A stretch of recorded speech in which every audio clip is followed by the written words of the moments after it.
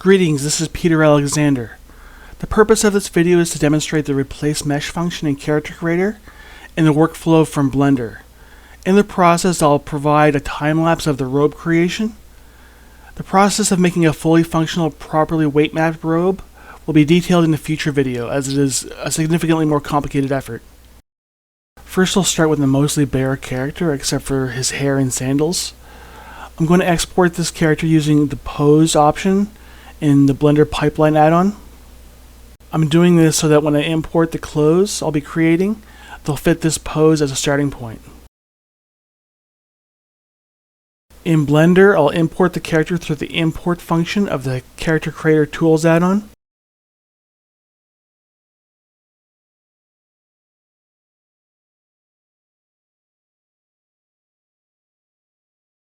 Now I'll start to create the robe.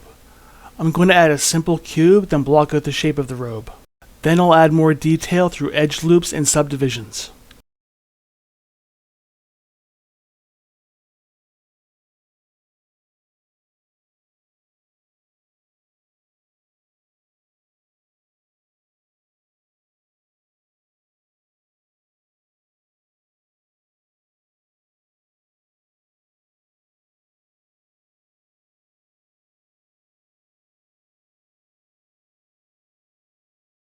Unless you're sculpting a character on a base mesh or adding fine details to your item or character, you generally want to start any model from broad shapes, then add more resolution and detail as needed.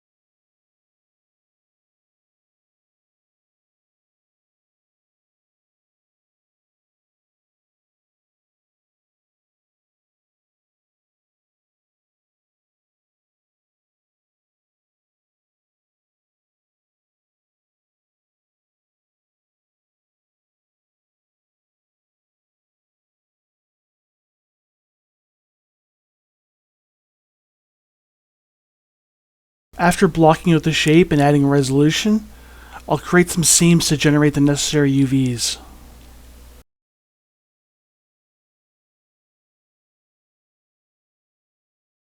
UVs are essential for most 3D models, especially when using them for this particular pipeline.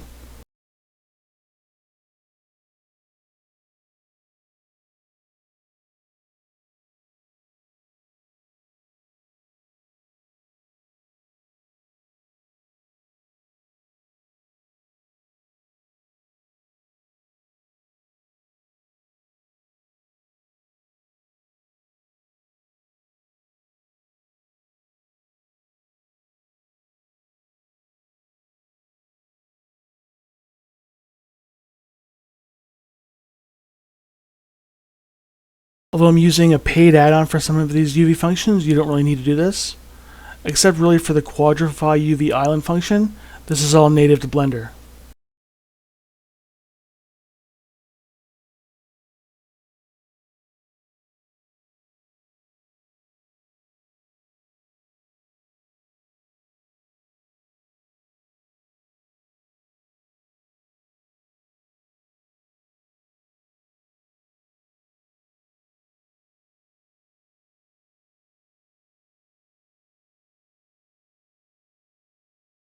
Here I will break symmetry to close the robe. Closing the robe can be a bit tricky, especially if you're not used to Blender. I use the proportional editing function with the connected only turned on. This restricts the effect to the mesh and the radius of your selection rather than the entire mesh. Turning up the radius will impact more of the mesh.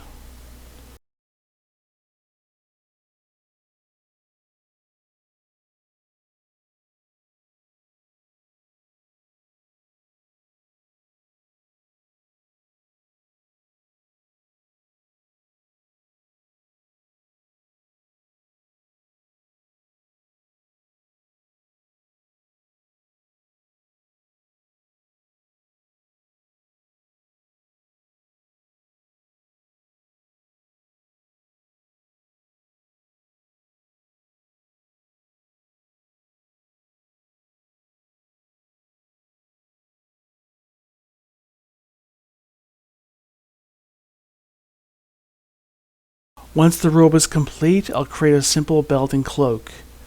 The knot of the belt is the only thing really to demonstrate on these items.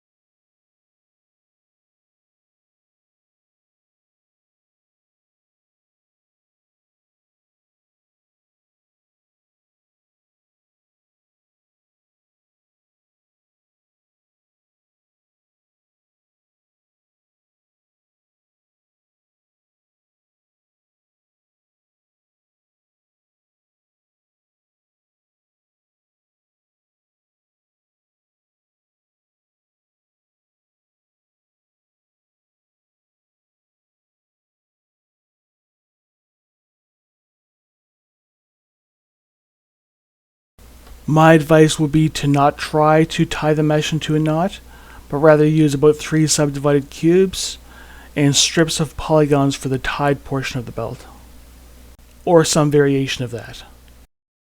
You can sculpt them at high resolution later and bake out normal maps to give them a more authentic appearance.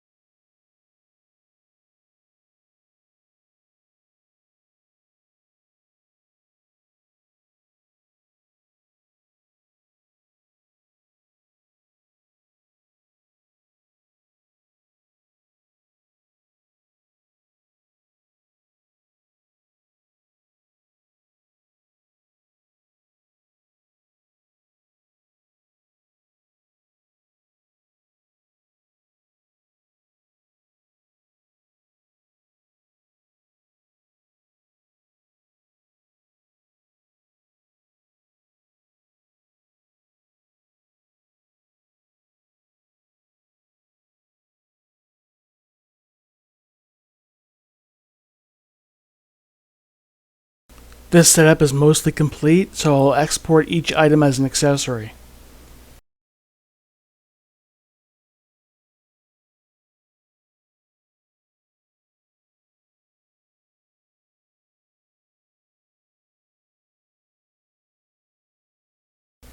Likewise in Character Creator, I'll import each item as an accessory.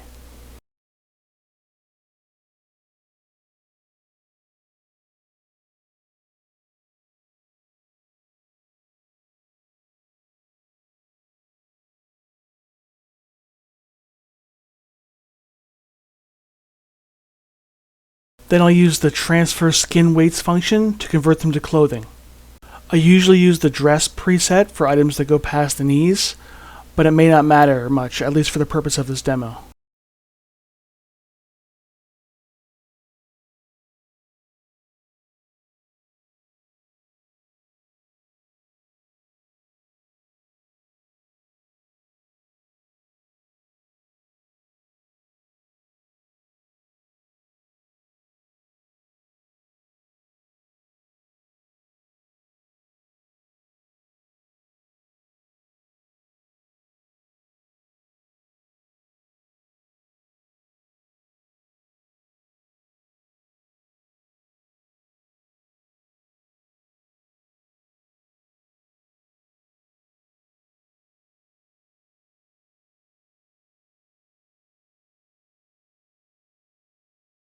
The clothing is now weight mapped and will follow poses, but it's very rough and needs to be manually corrected.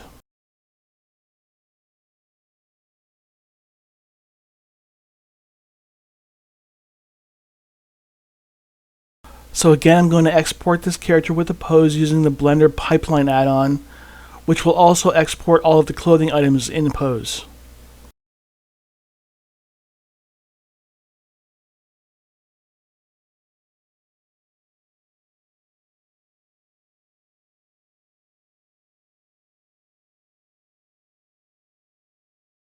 In Blender, I'm going to start a new scene and import the character again.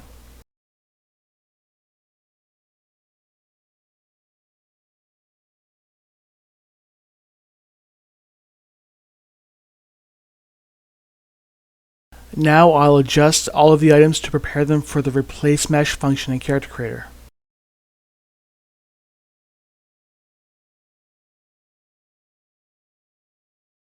I'm only adjusting these for a static scene, but this process can be used to adjust items for other purposes. You can make a piece of clothing fit a highly exaggerated character better, for example. You can also replace the UVs of an item. The only limitations are that you cannot alter the vertex count or the vertex order of a mesh. For example, I have to subdivide this cape because the resolution is too low. Once I do this, it will be incompatible with the process and must be imported as a new accessory. However, if you have access to Marvelous Designer, you can import a draped version of an existing article of clothing, even though Marvelous Designer exports triangulated meshes. The vertex count is the same, so the process functions.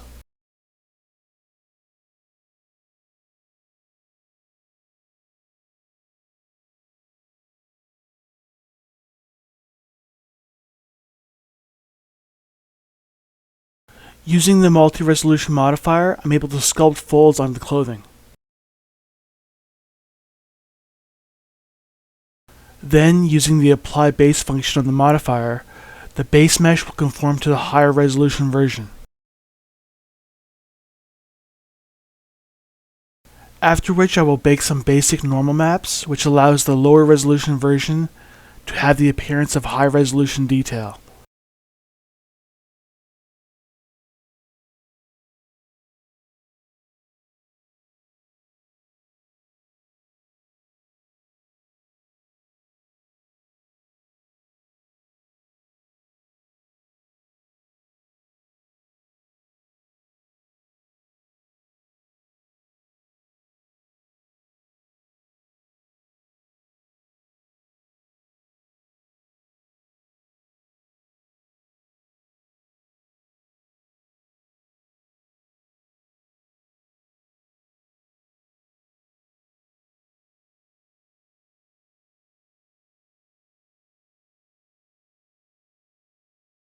These folds are rather rough, and I'm not using a reference, which you should use for clothing folds, especially if you're not that familiar with these details.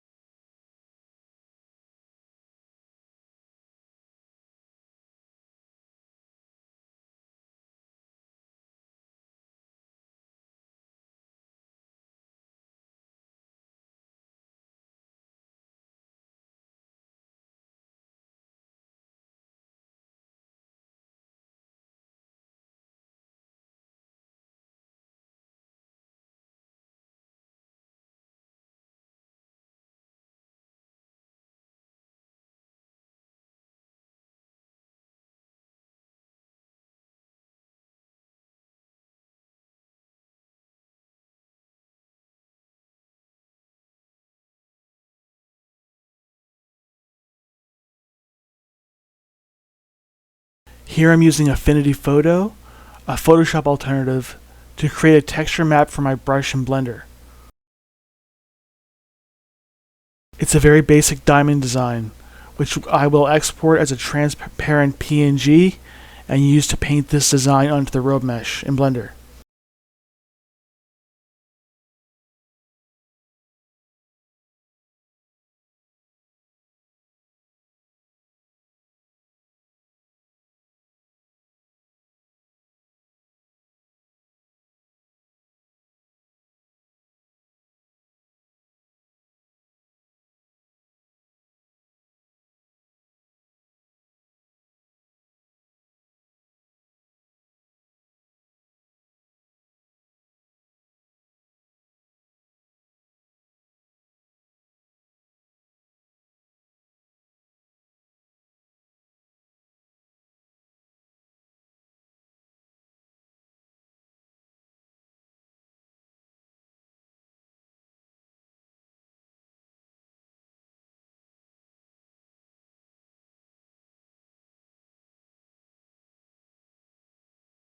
Once this basic texturing is done, I'll save the robe as an image for use in Character Creator.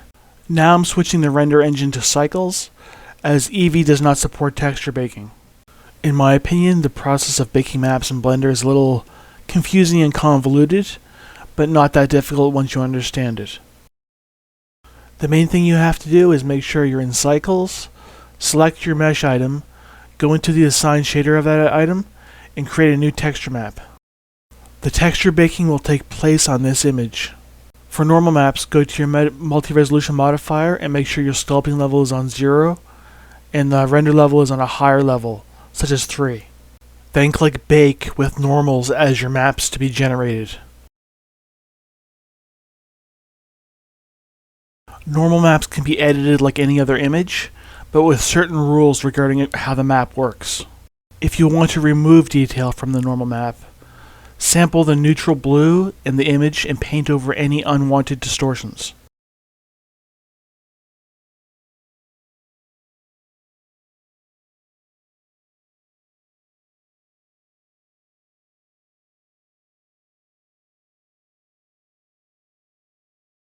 With the map saved and with the sculpting details applied to the base resolution, I'm going to export all of the items with the multi-resolution modifier disabled. I will use the Export for Replace Mesh option in the CC Tools add-on. If you plan to sculpt with the multi-resolution modifier, remember to use the Apply Base function in the modifier, which will adjust the shape to the higher resolution version. If you are adept at baking maps in Blender, you can create a normal map for the additional sculpted detail to be imported into Character Creator. In Blender, I apply the changes by selecting the mesh and using the replace mesh function and choosing the exported version of the mesh from Blender.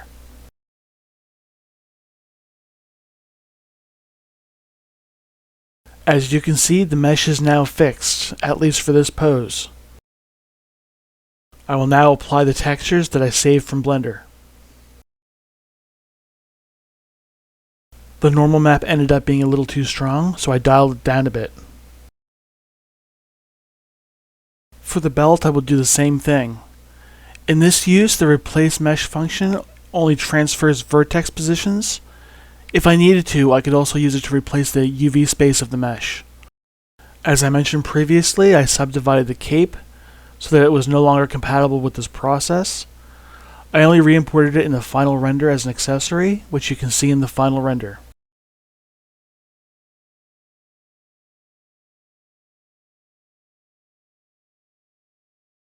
This is a roundabout way of demonstrating a rather simple function, but I hope this process helped you understand Blender better as well.